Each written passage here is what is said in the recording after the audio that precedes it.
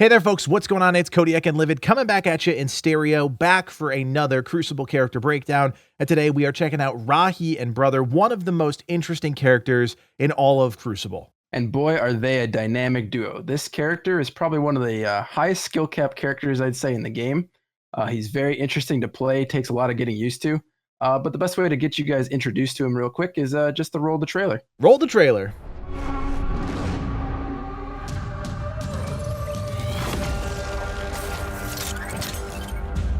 Have no fear. I concur. Rahi and Brother. Big human, little robot. Scouting ahead. Honest to goodness folk heroes. The stories I hear about those two can't be true, but I mean, who knows really, right? Taking fire. I'll protect you. Rahi's I got love a the short-range Eastern style laser robot. that converts some of the damage he deals into a personal shield. He can use those shields to deflect damage or to power up his force punch. Then he can send out a projectile that protects allies and blinds his enemies. Plus, he can ignore damage for a short bit and recharge his shields. Shields at full. Brother's an extra set of eyes. Rahi and I are ready to help. Brother can also scout up ahead, detecting enemies, and Rahi can teleport to him to catch up. Between that and Rahi's super jump, it can be awfully hard to pin down. Now, they say they came to Crucible because it's got the key to improving life for people all over the galaxy. That'd be nice, wouldn't it? Anything is possible. Yeah, so much to unpack in that trailer. Like Livid said in the intro, this is a high skill cap character. We both really struggled to play Rahi and Brother. We both struggled to kill good players that were using Rahi and Brother, and there's a lot of reasons for that. So, Livid, first thing, initial thoughts on the character. If the trailer is the only thing that you've seen, what are your takeaways from this character? This character is very much a sustain tank, kind of eat a bunch of damage character, and then kind of reverse the script and just flip that damage back at his enemies. So he's all about like shields and a little bit of mobility. He's not very much high damage, but he can get some high damage in some certain circumstances. Right. And I think the best way for people to understand this character is to really go through this moveset and allow people to understand step by step how he does damage, how he fends off damage, and overall how the robot Brother comes into the picture. He's actually one of the unique characters in that he has 3 passive abilities. And note, you won't be able to see these characters' passive abilities unless you go to your F1 key and see these. They're on most other characters, but he's unique in that he has 3 passives. So his first passive is Brother's Watchful Gaze. And when Brother is with Rahi, he detects enemies that damage him. So it's kind of like if you get pinged from any direction, you're trying to figure out where that's coming from, have it when he's right next to you, it'll tell you exactly where the enemy's at, which is really cool. And it helps you be a lot more situationally aware because this character really does need to be situationally aware. His second passive is Brother's Shields. Rahi has a 300 strength maximum capacity overshield, and that's at all times. So when it's getting depleted, he has like a passive regen that'll allow it to come back up, which is cool. So he's all about having a pretty sizable health pool. It's a pretty good amount, and then the shields are huge that stack on top of it. And the reason he's got so much shields is they kind of play into his other abilities. And then his last passive is Heroic Bound. As you saw in the trailer, he can jump super high. He can also do like a normal short jump, but if you hold your space bar, he will do like a charge, and then based on how much you hold it for, determines the height and distance of which you jump. So he's all about getting around and jumping between players and kind of staying elusive so he's not locked down. Yeah, and these are just the passives. This has nothing to do with his core moveset, although these 3 passives play nicely into his moves. Yeah, exactly. They're essential for his kit. So the first move that he kind of has is on his shift key. It's called Scouting Ahead and To the Rescue. It's kind of a dual move. So he has the ability to send Brother to a location, and then if you hit that key again, you will then teleport to the location of where Brother's at. So you can use this to kind of cut off players, but also use it as an area to set it up.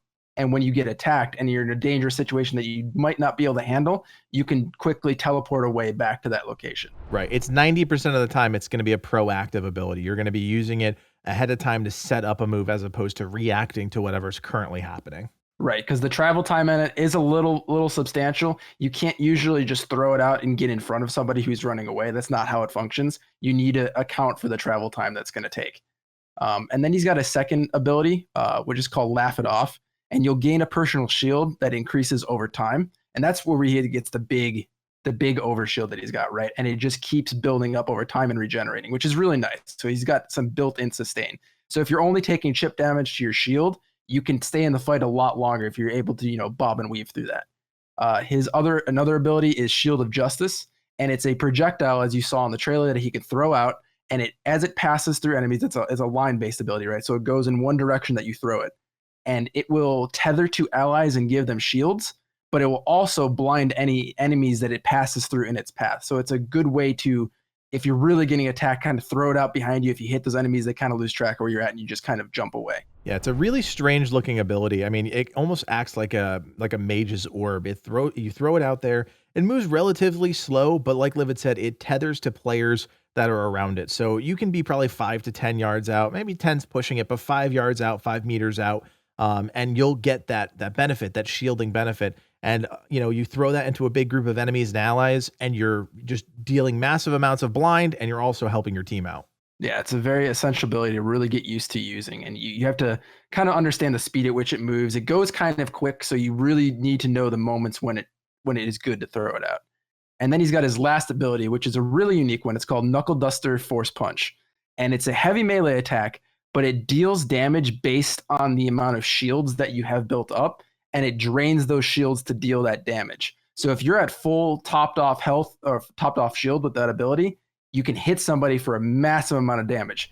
But if you're getting, you're really in the middle of a fight and all your shields are pretty much gone at this point, it's something that, you can't really use that well. It doesn't really do much. It can knock them back a little bit, but that's about it. So the Knuckle Duster is a really cool weapon. It's got obviously this force punch, but it's also a really unique weapon in the sense that it's a short range, like tractor beam, if you will. Energy weapon, I guess is the best way to put it. You hold down your left mouse button and you basically stay on a target. The longer you stay on the target, the more damage they're constantly going to take. And we're going to talk about that soon with the essence upgrades. But it's a really interesting weapon. It's not a rifle. It's not a flamethrower. It is an energy beam that you have to stay on your target. That's how you do damage. You get a good Rahi that really knows, how to control the cursor, how to stay out and track enemies. They're actually going to do a fair amount of damage. It's a very interesting kit, but you have to really know how to use it to make it effective. All right, so we dove deep into the abilities, but it's important with this character. Let's talk about his role on a team. I think you guys can pretty much figure out where he fits on a team, but Livid, walk us through that. Yeah, his role on a team is he just kind of wants to be the damage. He's kind of a true tank, more so than any other character, I think, in the game.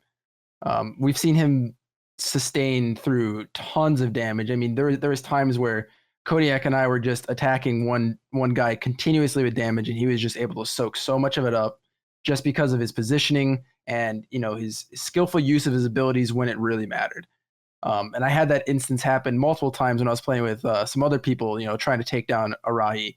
He really excels in areas that 2 people or less are attacking him. The more people that get stacked on him, the more hairy the situation gets, and you kind of just want to get out. So he's kind of like this frontliner, or kind of cut people off and kind of keep them in place.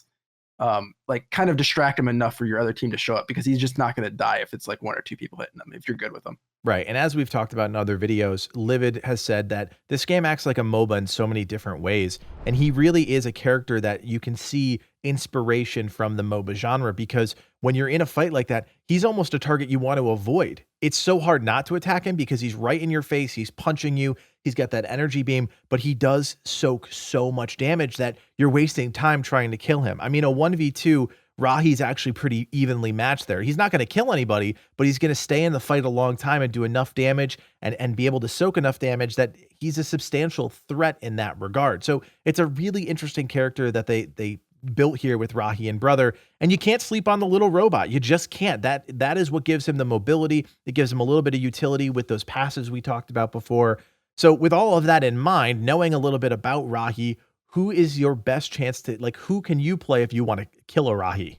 I think a good counter to him is actually Tosca, because Tosca generates so much dot damage through her normal auto attacks that those dots can't be removed unless you purge them with a med kit. Because most other sources in the game, so the med kit and the little green pods that you pop on the ground, those can purge dots immediately. but that is the only sources I think in the game that purge your dots immediately. So having those constantly on a Rahi who's trying to regen shields and get through that, if that dot is constantly ticking, it's keeping that from happening. So I think Tosca is one of the best characters to counter Rahi. Otherwise, a Najona is pretty good for the high amount of damage she can dish out. But those two characters, I think, are the really only two that are like hard counters to him. And even then, he's pretty mobile and he can kind of get away and soak enough damage to get back to his team in time. I think Tosca's a really good choice here too, because of the way that she's able to move around a battlefield. Like I said, with that energy knuckle duster, you have to stay fixed on your target. And Tosca is just really good at breaking away from a player's vision, right? She can move left, she can move right, she can move backwards, she can kind of move forwards and upwards. She can just kind of break the concentration of a Rahi player unless you're really, really good at tracking your enemies. The other characters can't really do that. Yes, they have mobility, they have some movement, but nobody can really truly break vision like a Tosca. Yeah. All right, so let's quickly step through the essence upgrades here. As always, I want to remind you guys, you have to pick your essence upgrades before you go into a round in Crucible. It's a really unique factor in the game. You have to pick them, build your character before a round, and once you're in the round, those PvE and PvP events allow you to unlock the things that you have selected. So Livid, take us through level 1 here. So for level 1, you have 3 choices like always. The first choice is Continual Overshield, and it makes your passive shield generation grant 6 shields per second. So that's all about sustain. Even during fights, it'll just keep generating 6 shields per second, which is very, very good. The second choice here is Justice for All. Your Shield of Justice, which is the orb that you send out that spins. It will move faster, a little bit faster, I think. It's larger and travels much farther. So it just has more opportunity to catch and blind enemies and help your teammates from a farther distance away. And then your third choice here is Concussive Punch. And your Force Punch creates a projectile, increasing its range to 20 meters. So it gives you a little more flexibility with that punch to not have to be so close to your target, and it in turn makes you a little bit safer with your tankiness. Right. And so 3 different choices here allow you to build the character slightly differently. One is for, personal defense, one is for team defense, and the other one is a little bit about kind of your offensive, defensive capabilities.